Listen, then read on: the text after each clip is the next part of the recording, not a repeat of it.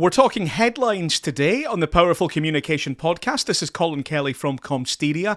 Find out about our summer of training, some open courses coming up for you right through June, July and August. You get all the topics and dates at comsteria.co.uk/summer. I'd love it if you could join us for some of these.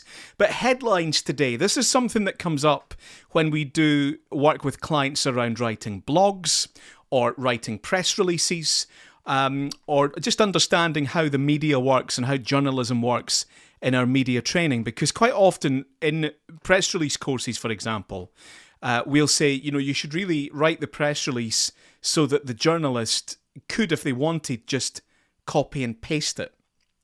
The one exception to that is the headline. Quite often, if it's a physical print tabloid newspaper, they will use a play on words or a pun in the headline. And so sometimes when we're doing these writing workshops with people, they put play on words and puns in the headline. And I always say to them, don't do that. Just write it in a purely factual way. Right? It should just say it should do what it says on the tin, right? It's just that simple factual statement. And don't put play on words and puns in headlines. And the reason for that is if the journalist scans the email or prints it out, picks up the press release, and that headline is the first thing they see, they should understand the whole story, right? So the whole story is there, just there at them in the headline. And if they are a tabloid newspaper and they want to rewrite it, then they will, and they'll put in a pun or a play on words like morally bankrupt or supercalifragilistic Celtic are atrocious, right? Fantastic newspaper headlines. Phew, what a scorcher is the most famous of them all. And they have their place in the tabloid world, but they don't work online because they don't explain what the story is. So for things like search engine optimization or having your work found by AI chatbots, these play on words and puns don't work because they don't tell us anything about the story. And so you need, in your headlines, a down-to-earth, factual, does what it says on the tin type of strapline.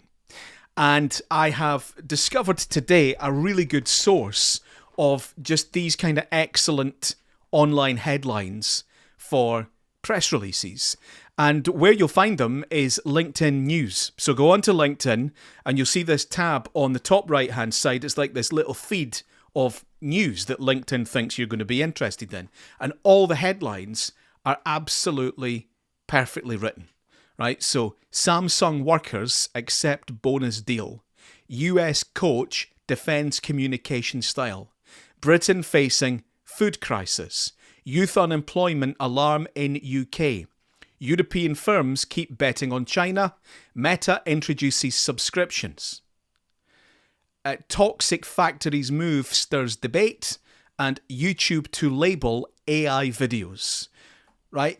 Almost all of these, you understand the story based on what I've just said. Now, some of them you might be interested in knowing more. Some of them you might not be. But you kind of know what they're doing. Meta introduces subscriptions. Youth unemployment alarm in UK. You absolutely know what these stories are about.